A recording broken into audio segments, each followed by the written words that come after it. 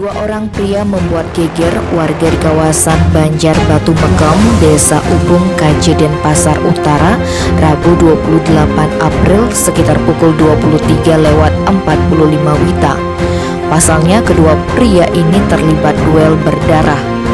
Menurut Kasubag Humas Polresta Denpasar, Ibtu Iketut Sukadi, mengutip keterangan saksi mata Kamis 29 April, duel terjadi di depan sebuah toko di Jalan Kertanegara nomor 105.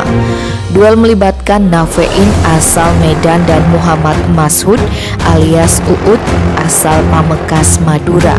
Seorang saksi bernama Bima Fajar Pahlevi menerangkan kepada polisi bahwa dia mengetahui kejadian tersebut ketika keduanya sudah berkelahi sampai berdarah-darah. Salah satu pelaku, Uut, merupakan pekerja yang tinggal di toko yang menjadi TKP. Saksi lain bernama Budiarto menjelaskan kepada polisi bahwa dia mendengar ada suara orang meminta tolong. Ketika datang ke TKP yang tidak jauh dari tempat kosnya, dia melihat Nafein sedang terduduk dengan badan berlumuran darah.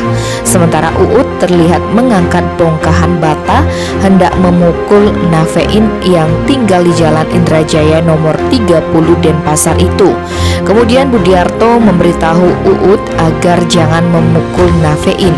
Uut pun menjatuhkan bongkahan bata tersebut lalu menuju ke seberang jalan untuk duduk.